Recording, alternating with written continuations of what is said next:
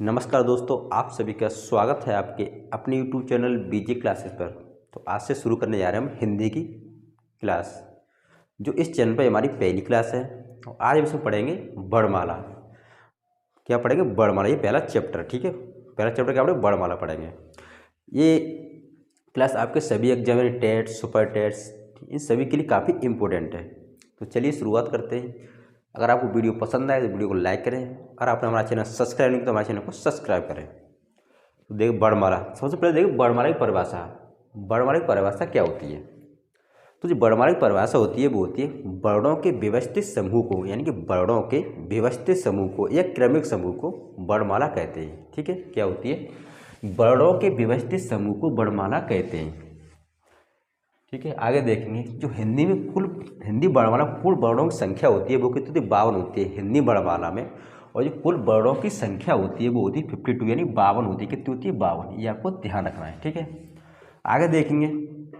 और हिंदी वर्णमाला में कुल स्वरों की संख्या होती है, कुल स्वरों की संख्या वो होती है कितनी? 13। हिंदी वर्णमाला कुल स्वरों की संख्या कितनी होती है? 13 होती है। कितनी होती है? 13 होती है। ठीक है, अगर मूल स्वरों की बात करें, मूल स्वरों की संख्या होती है 11। कितनी होती है? 11। कितनी होती है? मूल स्वरों की संख्या होती है 11। ठीक है, अधिकतर यही वाला क्वेश्चन पूछा है। मूल स्वर अधिकतर ऑप्शन में आपको 11 ही मिलेगा। क्या मिलेगा? अधिकतर आपको 11 ही मिलेगा ऑप्शन में। तो आपको 11 टिक करना है। अगर आपको 11 और 13 दोनों ऑप्शन दिए हो तो आपको उसमें देखना है लिखा क्या है पहले। क्या कुल स्वरों की संख्या पूछी है? तो आप अगर कुल स्वरों की संख्या पूछी तो आप पहले 13 लगाएंगे। ठीक है, अगर ऑप्शन 13 नहीं है, अगर ऑप्शन 13 नहीं है तो क्या लगाएंगे? तो लगाएंगे 11। ठीक है, आगे देखेंगे। और मूल व्यंजनों की संख्या, मूल व्यंजनों की संख्या होती है वो होती है कितनी? 33। कितनी होती है? मूल व्यंजनों की संख्या होती है 33। और आगे देखिए, और कुल व्यंजनों की संख्या की बात करें, और कुल व्यंजनों की संख्या होती है वो होती है 41 होती है। वर्णमाला में कुल व्यंजनों की संख्या होती है वो होती है 41, और मूल व्यंजनों की संख्या होती है वो होती है 33। ठीक है, आगे देखते हैं वर्ण। आगे देखें, बड़े यानी भाषा की सबसे छोटी इकाई, जो भाषा की सबसे छोटी इकाई होती है वो होती है ध्वनि। कैसे? बोलने के आधार पर, यानी उच्चारण के आधार पर। उसे क्वेश्चन दिया होगा उच्चारण के आधार पर भाषा की सबसे छोटी इकाई कौन सी है, तो आपका आंसर होगा कौन सी? क्या? ध्वनि है। क्या होती है? ये ध्वनि होती है, उच्चारण के आधार पर होती है। ठीक है, और लेखन के आधार पर बात करें, लेखन के आधार पर भाषा की सबसे छोटी इकाई होती है वो होती है वर्ण। क्या होती है? वर्ण। आपको इसमें कन्फ्यूजन नहीं होना है। आपको पहले क्वेश्चन को सही से रीड करना है, क्या लिखा है। क्या उच्चारण के आधार पर पूछ रहा है या लेखन के आधार पर पूछ रहा है? और उच्चारण के आधार पर पूछ रहा हो तो आपको ध्वनि लगानी है, और लेखन के आधार पर पूछ रहा होगा तो वर्ण लगानी है। ठीक है, आगे देखेंगे वर्णमाला के भाग। क्या देखेंगे? वर्णमाला के भाग। तो हिंदी में वर्णमाला को दो भागों में बांटा गया है। क्या? हिंदी में जो वर्णमाला को दो भागों में बांटा गया है। कौन कौन से में? एक तो स्वर है और एक है क्या? व्यंजन। एक स्वर है और एक व्यंजन। तो सबसे पहले हेडिंग डालेंगे हम क्या? स्वर। क्या डालेंगे? सबसे पहले हेडिंग डालेंगे हम स्वर। क्या डालेंगे? स्वर। तो स्वर की जो परिभाषा है वो क्या होती है?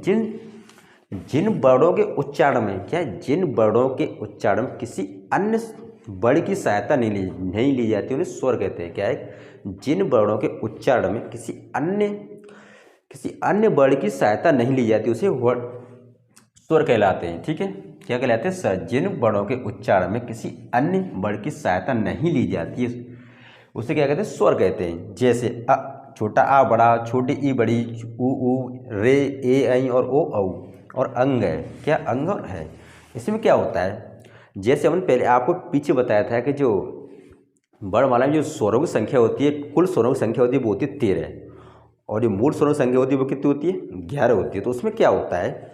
जो ये अंग, ये होता है छोटे अंग और है, अंग है, ये दोनों काउंट नहीं किए जाते। ये दोनों क्या? काउंट नहीं किए जाते। और इन्हें भी काउंट कर लिया जाता है तो कुल स्वरों की संख्या हो जाती है कितनी?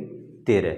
और वैसे स्वरों की संख्या होती है कितनी? 11। ये कितने? 11 है। 1 2 3 4 5 6 7 8 9, 1 2 3 4 5 6 7 8 9 10 11। कितनी? 11 होती है। ठीक है, इस तरीके से आगे देखेंगे स्वरों के भेद। क्या देखेंगे? स्वरों के भेद। तो स्वरों के कितने भेद? तो स्वरों के होते 3 भेद होते हैं। कितने होते हैं? स्वरों के 3 भेद होते हैं। कौन कौन से? एक हास्य स्वर होता है, एक दीर्घ स्वर होता है, और एक होता है प्लुत स्वर। क्या होता है? एक हास्य स्वर होता है, एक दीर्घ स्वर होता है, एक होता है प्लुत स्वर। स्वर के कितने भेद होते हैं? स्वर के 3 भेद होते हैं। ठीक है, तो सबसे पहले हेडिंग डालेंगे हम क्या? हास्य स्वर। क्या डालेंगे? हास्य स्वर के बारे में पढ़ेंगे। तो हस्त स्वर की परिभाषा क्या होती है? हस्त स्वर की परिभाषा जानने के पहले जिन स्वरों के उच्चारण में, जिन स्वरों का उच्चारण करने पर कम समय लगता हो, क्या लगता है? कम समय लगता है, उसे क्या कहते हैं? हस्त स्वर कहते हैं। क्या कहते हैं? हस्त स्वर कहते हैं। ठीक है, तो जो इनकी संख्या होती है वो कितनी? 4 है। कितनी है? 4। अ, ई, उ और रे। कितनी? अ, ई, उ और रे। ठीक है,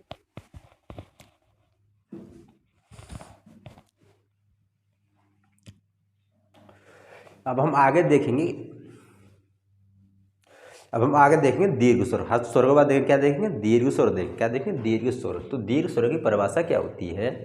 जिन स्वरों के उच्चारण में, जिन स्वरों के उच्चारण में हस्त स्वर से लगभग दोगुना समय लगता है, ज़्यादा। क्या लगता है?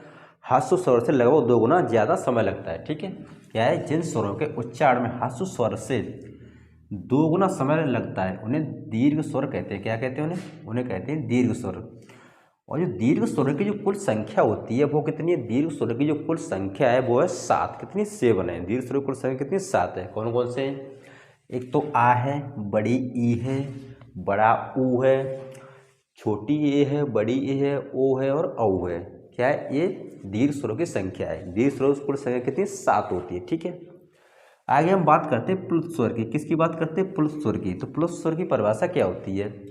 जिन स्वरों के उच्चारण में, जिन स्वरों के उच्चारण में हस्त स्वर से 3 गुना लगभग समय ज़्यादा लगता है उसने क्या कहते हैं? हस्त स्वर कहते हैं। ठीक है, क्या कहते हैं? हस्त स्वर। जैसे ओम, जैसे ओम, सोम, भेम। यानी कि इसमें क्या होता है? जो बीच में लिखते समय हम, जैसे ओम लिखा हमने तो बीच में क्या आएगा? इसमें ये 3 टाइप का आता है। जैसे तीन लिखा होता है वैसे ही लिखा जाता है बीच में। आप तो आपको समझना है कि ये क्या है? प्लुत स्वर है। क्या है ये? प्लुत स्वर। ठीक है, जैसे जहाँ ओम में क्या लिखा है? ये 3 बना है, ये मान लो। इसमें सोम में क्या बना है? यहाँ पे भी 3 बना है। भेम में क्या बना है? यहाँ पे 3 बना है। ठीक है, एक तरीके से 3 टाइप का। ये क्या लिखा था? इसे ओम पढ़ते। क्या पढ़ते? ओम। इसे क्या पढ़ते हैं? सोम। इसे क्या पढ़ते हैं? भेम। ठीक है, इस तरीके से आगे देखेंगे हम स्वरों के उच्चारण स्थान। क्या देखेंगे? आगे देखेंगे स्वरों के उच्चारण स्थान कि मुख के किस भाग से बोले जाते हैं। ठीक है, जैसे अ और आ, जैसे छोटा आ और बड़ा आ।